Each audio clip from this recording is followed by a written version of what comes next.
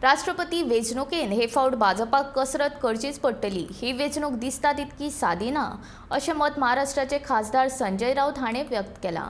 पश्चिम बंगाल, केरळ, बिहार, तामिळनाडू यासारख्या देशांतल्या व्हड राज्यांनी भाजपाक तेंको ना। फकत खासदारांच्या मताचेर भाजपा ही वेंचणूक जिखपाक शकता, मात भाजपा जिखली जाल्यार सुद्दां सामकी काटार जिखतली अशें मत राऊत हाणें व्यक्त केलां। शरद पवार हे ह्या वेंचणुकेन एक बेस बरे उमेदवार आशिल्ले। तांचे कडेन ही वेंचणूक जिखपाची तांक लेगीत आसा, मात तांणी ही वेंचणूक लडोवपाक न्हयकार दिला। नाजाल्यार राष्ट्रपती पदा खातीर ते योग्य फुडारी आसात अशें ताणें म्हणलां।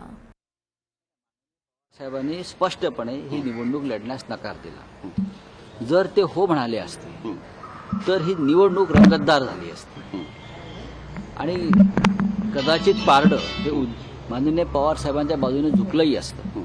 आजही भारतीय जनता पक्ष आणि त्यांच्या आघाडीला राष्ट्रपती पदाच्या निवडणुकीला पूर्ण जे मतदान बहुमत लागते ते नाही आहे। अनेक राज्यांमध्ये हे भाजपा विरोधी राज्य आहेत, मोठी राज्य, पश्चिम बंगाल असेल, महाराष्ट्र असेल, त्यानंतर तामिळनाडू असेल, अशी अनेक राज्य आहेत। बिहारमध्ये सुद्धा 50-50चा मामला आहे, केरळ त्यांच्या विरोधामध्ये आहे, अनेक राज्य आहेत।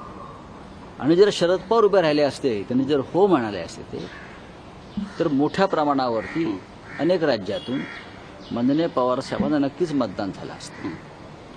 भारतीय जनता पक्षाची संपूर्ण मतदार ही खासदारांच्या मतांवर आहे।